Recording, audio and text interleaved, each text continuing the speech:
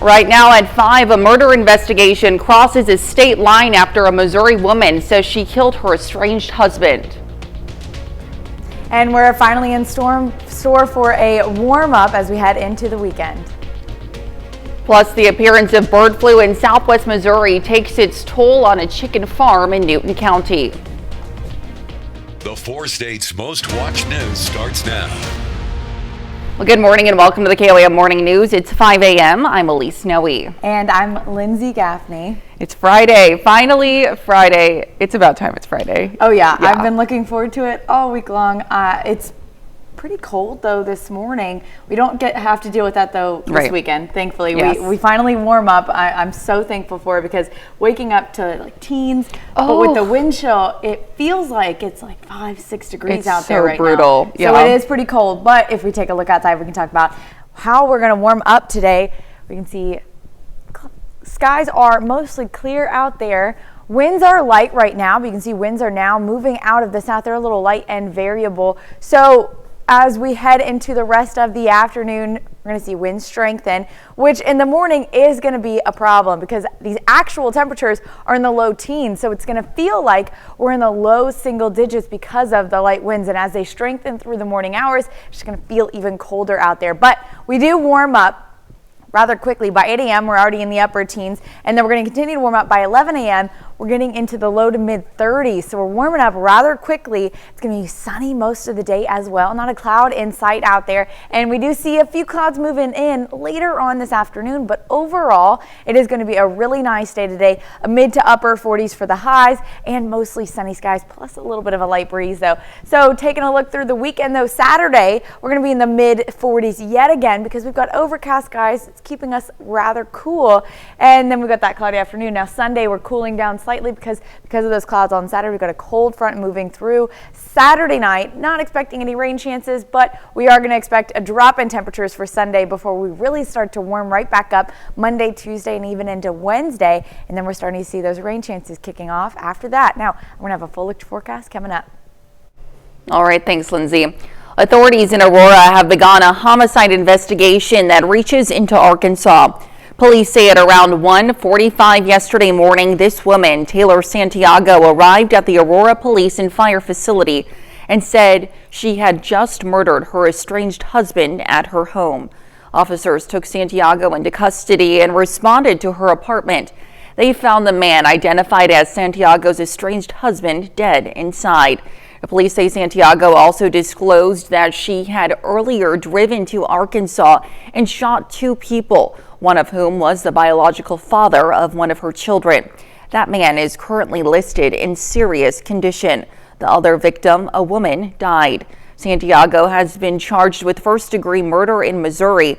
She is currently in the Lawrence County Jail.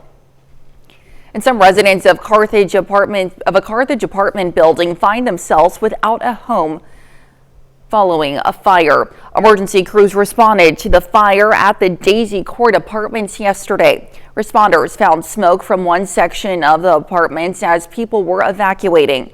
A number of people were treated for smoke inhalation. Authorities transported one person non-emergency to an area hospital.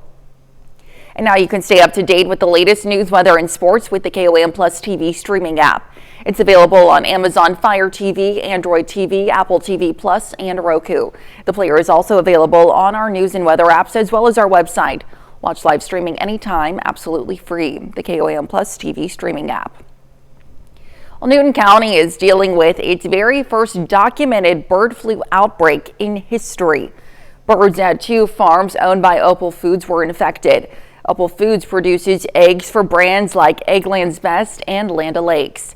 Now they're in the process of euthanizing all 2.6 million birds at the farm. The euthanized birds and affected eggs will be transported to a landfill in Lamar, Missouri. Then the farm will be sanitized. Cleanup and sanitation will be overseen by the USDA, and they expect to be done by early 2026. The administrator at the Newton County Health Department says the risk of bird flu in humans is minimal. The Department of Agriculture is on site to oversee the destruction of the birds, and they have been following all procedures and policies and have been very cooperative with the local health department as well as state officials. Now, he says there's a possibility that egg and chicken prices increase as a result of the outbreak. And students and staff at Fairland School District in Oklahoma will be out of school until the start of next week due to widespread illness. KOAM's Anthony Saviello spoke with the district superintendent about why this decision was made and with a local health expert about how to keep yourself and your family from infection. What would be a scene with students on the playground and in class looks more like a ghost town. That's because students and staff are home as the Fairland School District aims to prevent the spread of illness. I think it's probably best for their district and really everyone if we get to these numbers to allow for some distancing and some extra cleaning of the schools to allow this to maybe slow down a little bit. According to Fairland Superintendent Jerry Johnson, the district is doing just that, with custodial staff disinfecting despite the fact there is no one in school. It's important to stay home when you're sick, but we also have to keep those that are there that are well, and the only way we can do that is to keep those surfaces good and clean. What would you recommend as students and parents, and now they're kind of back home, they're eventually going to have to come back to school. So what do teachers need to keep in their mind as they're coming back to school to prevent this from happening again? You know, as much as we need these students in class to learn, just remembering that if your student is sick or if you are sick as the teacher, just to stay home. That's really the main way we can get this to slow down, is just stop the constant exposure. Though Fairland experiences more of an impact due to its smaller size, Young says no matter the size, monitoring sickness in school is essential. A specific school was starting to see more of an isolated rising case. It is always a good idea to maybe break them out for 24 to 48 hours and maybe try to get that individual school more clean, sanitized, and give them a break from the virus spreading. In the KOAM newsroom, Anthony Saviello, KOAM News. Well, the Fairland School District is not conducting any virtual learning during this time. The superintendent says a decision has not yet been made about whether the school will make up these school days later in the year. And that's a look at this morning's top stories and weather in our first 7 minutes coming up on the KOAM Morning News. Dozens of our local high school basketball teams play in tournaments across the 4 states. We'll have those details. Plus, Panda Cubs in China make their public debut ahead of the Chinese New Year. And we have a warmer and sunny day today. We'll have what to expect with Lindsay Gaffney in the Skywatch Weather Center. You're watching the KOAM Morning News. We'll be right back. Well, tournament week continues here in the 4 states. The Lancer Classic at Southeast High School was into the semifinal round last night, which pits Riverton against New Heights, a Kansas-Missouri crossover game. Semifinals of the Lancer Classic, Riverton boys basketball faces New Heights Christian. Second quarter, Cougars already up by 9. Ben Schumacher fires away and drains the triple, stretches the lead to 12. On the other end of the floor, Tyler Ritz has the answer for Riverton. He answers back with a 3. Now, a little later, the Rams lob it up to their big man, Tyreek Richardson, who finishes off the alley-oop. But then New Heights catches fire. Adam Stanton uses the hook shot over a much taller defender and gets it in the go. Then Broderick Burns uses an explosive first step to create space. He finds Stanton, who gets the friendly bounce and connects on a long 2. Right before halftime, Burns takes a step inside the 3-point line and his jump shot is pure. After trailing by 16 at halftime, Riverton makes it close, but New Heights wins 72-69. Cougars advance to the tournament championship. In that championship game, the Cougars will face Parsons. The Vikings took care of Southeast 57-45 in last night's other semifinal. They advanced to the title game. They played in it last year as well and finished as the tournament runner-up. Meanwhile, over in Frontenac, the 4-state Raider Classic tipped off its first round yesterday. This one features 16 teams, 8 boys and 8 girls, many of which are from right here in the 4 states. Colgan girls basketball is undefeated, ranked number 1 in a Kansas Classic 2A. The Lady Panthers face Nevada in the quarterfinals of the Raider Classic. First points of the game belong to Colgan after Jaleka Davis hits a three-pointer from the wings. Now just a couple minutes later, here's Davis again on the fast break. She takes it all the way herself and gets the bucket plus the foul. She scores the first 6 points of this one. Nevada needs points, and that'll help. The sophomore Anna Swarnes is nothing but net on the three-pointer from the top of the key. The Lady Tigers really struggled to top Davis. Here she is again using the left to finish off the layup. This time scores 14 points in the first half. Then final seconds before halftime, Lauren O'Brien puts up a runner, and it goes at the buzzer. Colgan handles Nevada 43-28 in the opening round of the Raider Classic. The Lady Panthers advanced to the semifinals tonight. A little later on, Nevada took on Owensville in the opening round of the Frontenac tournament. We start things off in the second half. Alec Ass breaks away in transition for the layup to start the half. A few possessions later, Mason Majors lines up a three-point shot from the corner, and he knocks it down. Nevada starts to create some separation, and here's a reason why. Kellen Braden gets open, and he shoots a really long three, and that's nothing but net. Owensville tries to get back in the game, but it was all Nevada in the second half. John Collins misses the layup, but Jet Snyder is there for the tough putback. A little later, Nevada gives the ball back to their left sharpshooter. Mason Majors drains in another three. Then off the fast break, Majors takes it himself for an easy 2 points. Nevada advances to the semifinal round in the winner's bracket today. Tigers win the game 57-36. From the late window of the Frontenac tournament, St. Mary's Colgan takes on the Fairgrove Eagles. Early in the game, Brock Riddell posts up inside. A lot of contact here, but the basket is good for 2 points.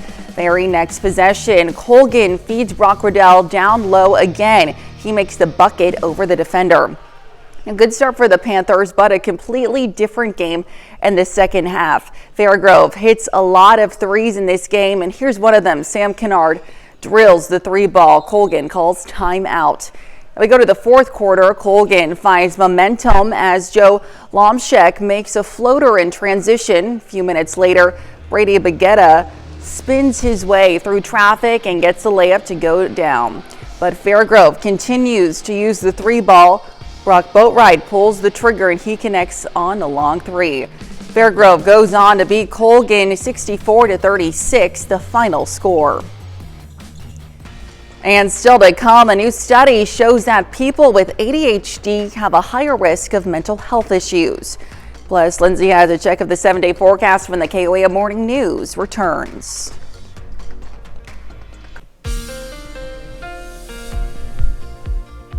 Well, taking a look at downtown Pittsburgh, we've got clear skies this morning, and overall it is going to be a pretty nice day, though we start off really cold. So taking a look at our 36-hour temperature trend, we were in the 20s last night,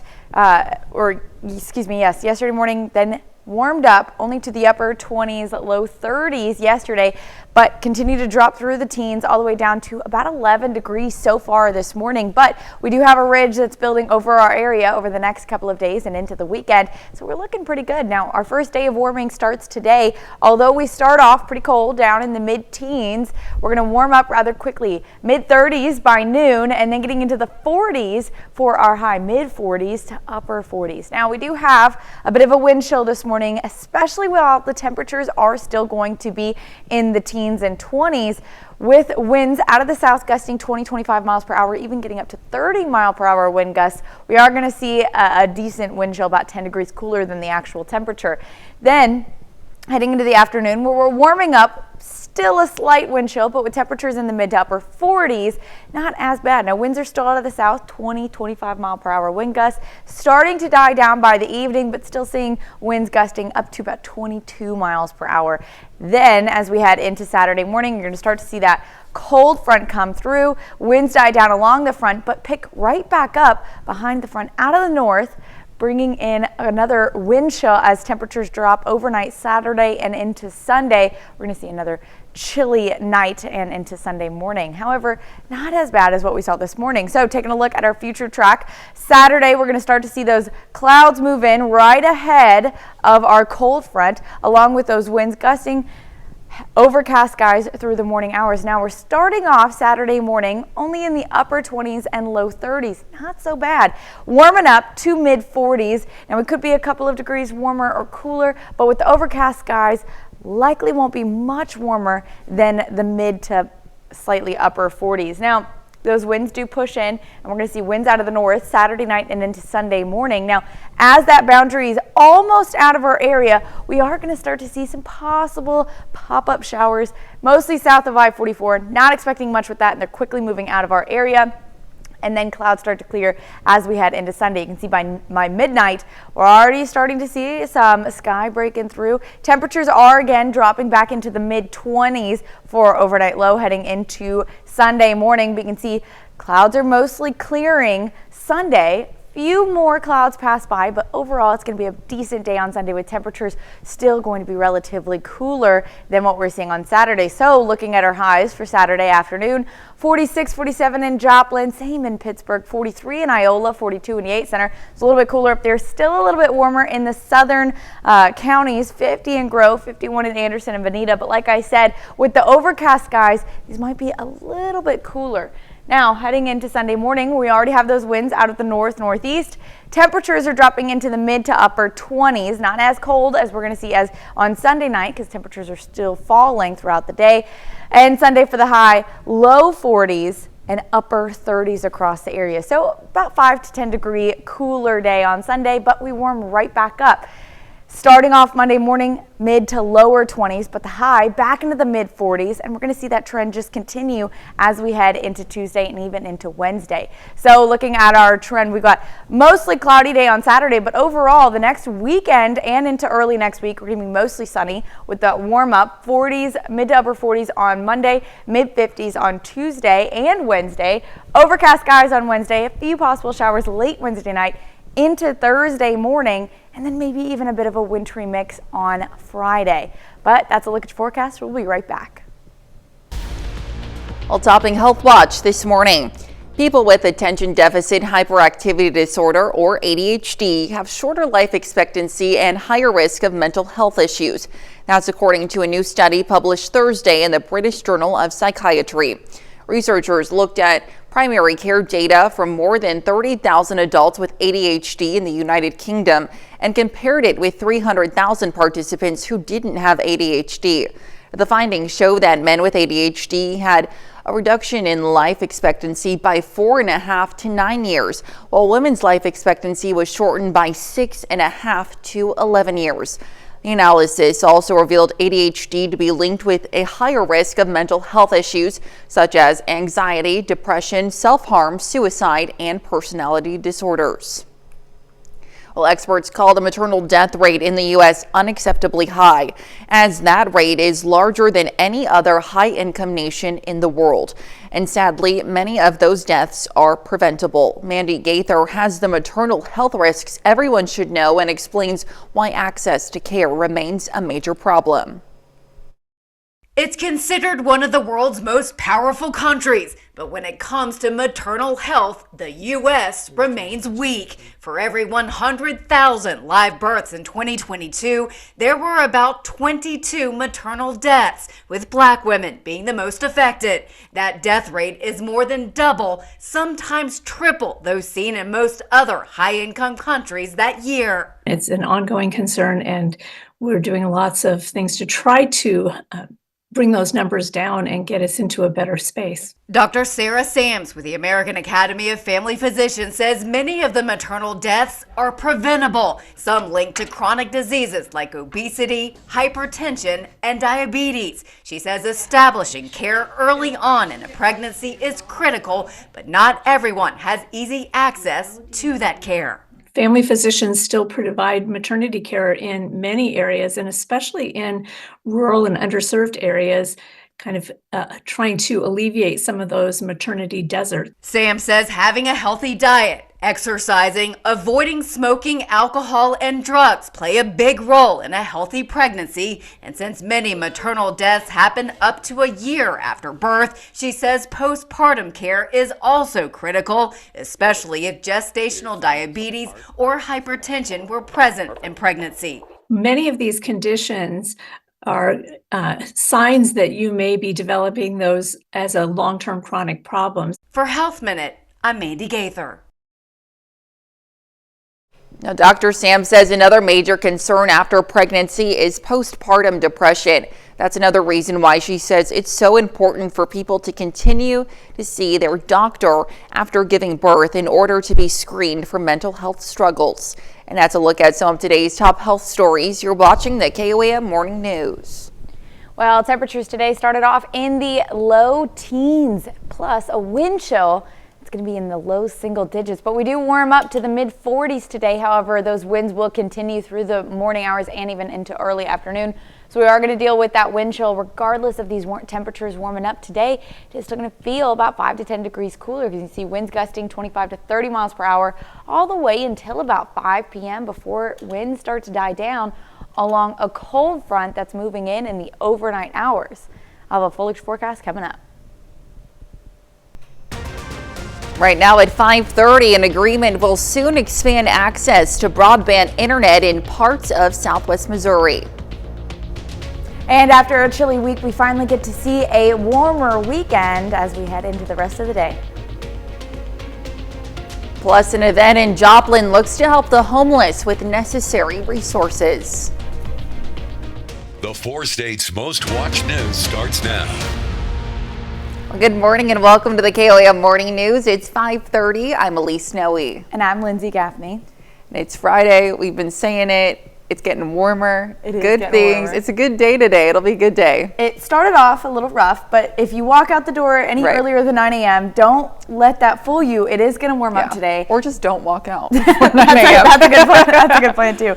But temperatures are in the teens right now with a wind chill in the single digits. So it's cold, but let's go ahead and take a look outside and we'll talk about how it's going to warm up today. You can see we've got clear skies out there. So overall, it is a decent morning regardless of the cooler temperatures this morning. It's going to be a pretty nice day. Now, winds are light, but they're picking up, especially in those northern counties. We're getting up to 15-mile-per-hour wind gusts, and those are going to continue through the afternoon and even strengthen as well. So taking a look, actual temperatures in the low teens. It's a very cold start this morning, but clear skies. So we get a lot of surface heating in the morning and we're going to warm up really quickly. But with that wind chill, especially with winds starting to pick up 15 to 20 mile per hour wind gusts through the morning, we're going to see temperatures, feels like temperatures. So our wind chill value in the low single digits. Now we warm up rather quickly though, because like I said, with that surface heating, right when that sun starts to rise, we're going to see temperatures warm from the low teens to the low 20s by 9 a.m.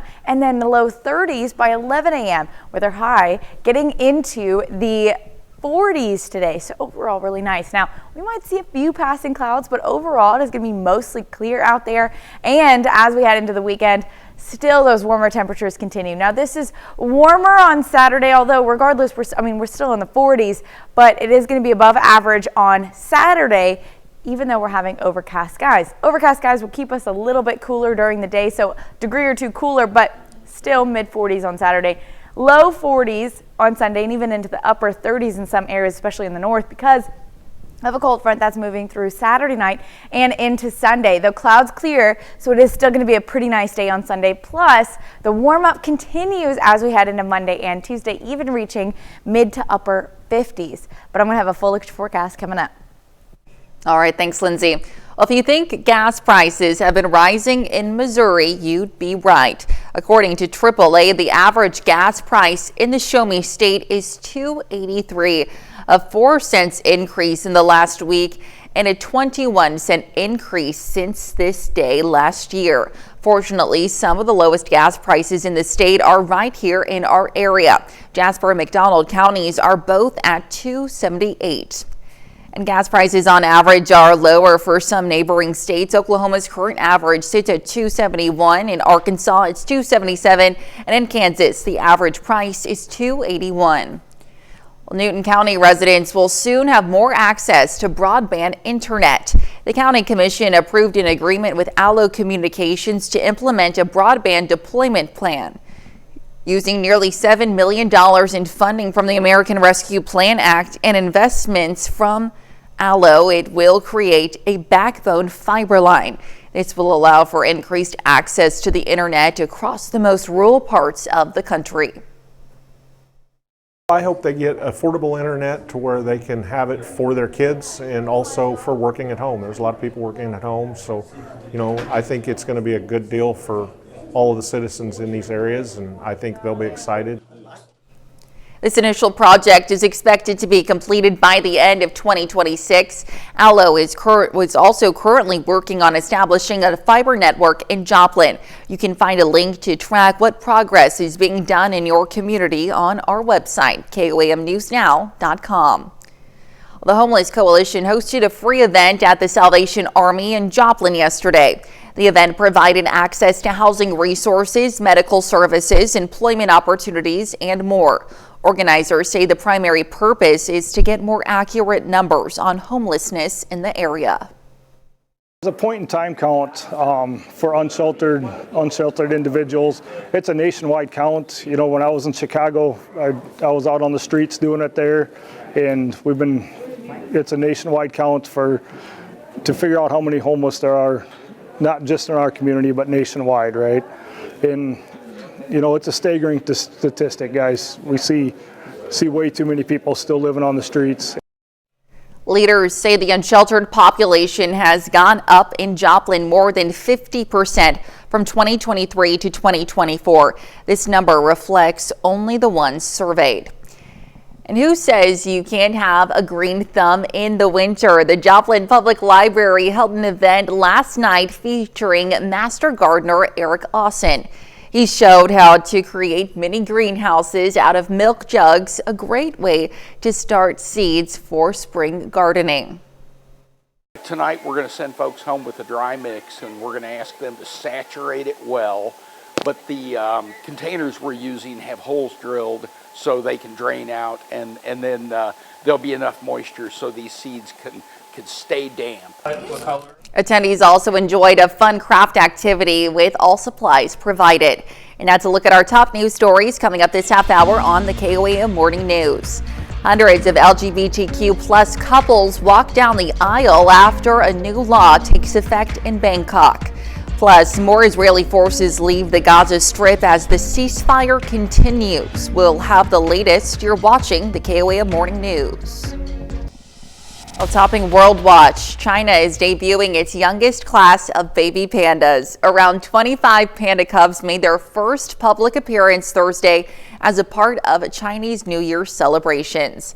The group, all born in 2024, are from two of China's panda research centers. Caretakers put dragon fruit on the cubs' feet and press their paws on a special New Year backdrop to leave their print. The cubs also had a chance to play with the New Year decorations. Chinese New Year falls on January 29th this year. According to official data, the wild giant panda population has almost doubled since the 1980s. The global captive population of giant pandas is around 750. Love wins in Thailand as hundreds of LGBTQ plus couples make their wedded status legal after the country legalizes same-sex marriage. On Thursday, the Marriage Equality Act went into effect, granting same-sex couples the same legal marriage rights as heterosexual couples. The enactment of the new law makes Thailand the first Southeast Asian country to legalize same-sex marriage. The bill passed through both Houses of Parliament, amending the Civil and Commercial Code to use the words individuals and marriage partners instead of saying husband and wife. Around 300 couples participated in a day-long gala celebration in central Bangkok to celebrate their nuptials. Well, Israeli troops moved further out of Gaza, and Hamas is taking advantage, complicating any potential long-term peace deal. Trey Yingst has more from Tel Aviv. More Israeli forces are leaving the Gaza Strip as the ceasefire with Hamas appears to be holding. You can see here tanks and armored vehicles streaming back across the border into Israel, part of the deal that paused the fighting in exchange for the release of hostages and Palestinian prisoners. But as Israel withdraws, Hamas is reasserting control over Gaza faster than anticipated. They're deploying more police on the streets and restarting key government institutions, in part throughout the Strip. That control is now emerging as the key sticking point for a long-term deal, with Israel still insisting they'll keep fighting until Hamas is no longer in charge of Gaza. If Hamas will stay in power and we don't have illusions about his ideology, instability will continue and we will not be able to promote peace and security in the region. Meanwhile, the ceasefire also threatened by a new Israeli security crackdown in the West Bank. It's being described as a major military operation. Earlier this week, at least 9 Palestinians were killed and 40 more wounded during a raid in the city of Jenin. And residents now say they're under a de facto Israeli blockade, with few supplies coming in or out of the area and military checkpoints set up throughout the city. The situation is difficult. There is nothing. No medicine, no food. We have nothing. People want to leave and go home. They risk their lives to go home. President Trump's Mideast envoy Steve Witkoff says he'll visit the region soon to discuss phase 2 of the ceasefire. And that's a look at World Watch. We'll be right back. Well, taking a look at downtown Pittsburgh, you can see skies are clear out there. We're looking pretty good for the rest of the day. Temperatures yesterday started off pretty cool in the low 20s, only warmed up to the upper 20s, low 30s, but today we start off in the low teens. So we start off about 10 degrees cooler, but we warm up 10 degrees warmer. So a little give and take there, but temperatures are warming up consistently through the weekend because we've got this little ridge forming after that low pressure system is now moving off to the east. So overall, we are looking pretty good for the weekend. Temperatures warming up to the mid 40s today, especially with sunny skies. It's going to be pretty nice. However, on the contrary, we do have winds gusting 20-25 miles per hour through the morning hours, even in some northern counties, getting up to 30 mile per hour wind gusts about 9-10 a.m. With these temperatures still being relatively cool in the morning, we're going to see wind chill values about 10 to 15 degrees cooler than the actual temperatures. Now, winds do start to die down closer to about 4 or 5 p.m., where we're going to see winds gusting 20 to maybe 25 miles per hour, but dropping down even further than that. We're getting down to about 15 to 20 mile per hour wind gusts as we head into the evening, right before a front moves in. So taking a look, we expecting any rain on this front? What we are expecting, some clouds moving in right ahead of that cold front, right ahead of that boundary. Temperatures aren't dropping too much as we head into Saturday just because that front is moving throughout the day. It's pretty slow moving, but this is about 4 in the morning. That cold front is still in our northern counties as it's shifting further south. Overcast skies for most of the day on Saturday. And by noon, this front is really only in our central counties, going through Veneta, Joplin, all the way to Springfield. Then later in the afternoon, that front finally pushes to our southern county south of I-44, where we might see a few isolated showers popping up, but really it's going to be a mostly dry front for all of us in the area. But by 8:30 p.m., that's starting to completely move out of here, and then clouds start to break up as we head into Sunday. So starting off in the morning, we're in the mid-20s. You can see by 7:30 a.m., mid-20s for all of us. We are going to continue to cool down the next night as well due to this front, but clouds clear. We're looking all right for the rest of the day on Sunday. Now temperatures Saturday, upper 40s, but we do have overcast skies, so it might be a degree or two cooler than this because with that overcast skies kind of blocks out the sun's radiation. Northern counties in the low 40s, southern counties in the low 50s. Now overnight lows we just saw in the mid 20s as that front passes, with highs on Sunday only warming up to the low 40s. We are more sunny on Sunday, so it's going to still feel pretty nice, but outside of that, temperatures are going back into a warming trend after a cool start Monday morning. We're back in the low 20s Monday morning, but we're warming up mid 40s on Monday and even mid 50s on Tuesday and Wednesday. A couple of rain chances there later in the week, Thursday and Friday, but I'm going to focus on this weekend and week where we're in the 40s and even 50s with mostly sunny skies. Now, that's a look at the forecast. We'll be right back. Movie news now on the latest big name to join a billion-dollar franchise and a new film that puts the audience in a ghostly position. Here's David Daniel with today's Hollywood Minute. You're a colorful bunch. Excuse me? Why do you look like me? I don't look like you. You look like me. Keanu Reeves voices Shadow in Sonic the Hedgehog 3. The actor says he loved the first 2 Sonic films and was excited to join the franchise, especially as Shadow. It's a wonderful role. You know, it's such a grief and revenge and anger and confusion and tenderness and wonder. So much to play. Can you elaborate? I'm not sure I want to. Okay, maybe you and me can talk later. At first I just sensed it, and then things moved. In Presence, Steven Soderbergh's new ghost story, we don't see the title specter. Instead, viewers get its point of view. Once the audience realizes that the perspective is going to be first person for a long time, things start to get personal. And once they get personal, people start to want to intervene. They want to start to yell, say something. They want to save people. They want to whatever the thing is.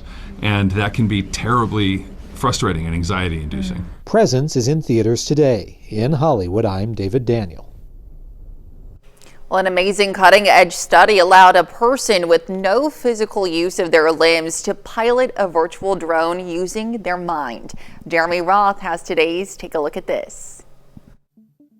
Watch how a link between a brain and a computer allowed a paralyzed subject with no use of their limbs to pilot a virtual drone using only their thoughts.